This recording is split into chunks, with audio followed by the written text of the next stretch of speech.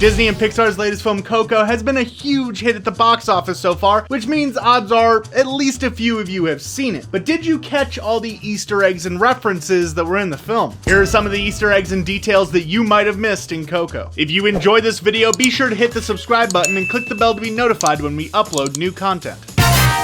At the very beginning of the film, there is the first Easter egg basically right off the bat. As main character Miguel opens a window to the outside world, a truck blasts by at high speeds. Pixar fans will almost immediately recognize the truck, even in that split-second moment, as a Pizza Planet delivery truck. Pizza Planet is one of those reoccurring Easter eggs that Pixar always seems to put in their films ever since it was introduced in the original Toy Story. So of course it had to make an appearance here. And this means that the chain is international. So are we living on the Pizza Planet?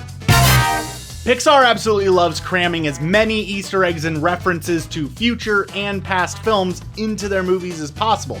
So it makes sense that they would put something in there referencing their most popular characters. At one point, we see Miguel run past a group of piñatas that look a lot like Buzz Lightyear and Woody from the Toy Story franchise. It's important to note that during this film's development, Toy Story 4 was slated to be the next Pixar film, so this reference could have been meant as a subtle nod to that upcoming film. And there are also piñatas shaped as Mike and Sully from Monsters, Inc., sitting there alongside Woody and Buzz. So boom, little bonus reference.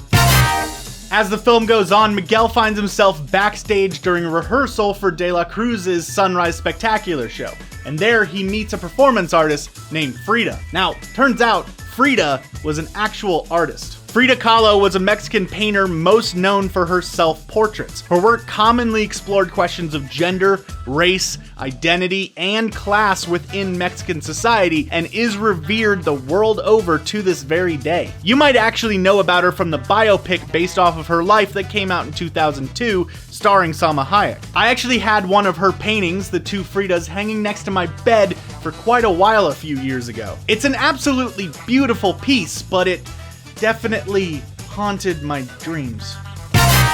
There's yet another reference to a real-world person at De La Cruz's party, where we see El Santo, a famous Mexican actor and luchador, waiting to get into the party. El Santo is easily one of the most famous luchadors to ever compete, often being referred to as one of the greats. He wrestled for almost 50 years, and during that time he also expanded his horizons, stepping onto the silver screen on multiple occasions. Now, El Santo was a Mexican icon, having become a bit of a folk hero and helping to popularize the sport of wrestling within the country. So it's fairly appropriate to see him make an appearance in this film. He even had his signature mask and cape, the latter of which he was actually buried with after he passed away in 1984.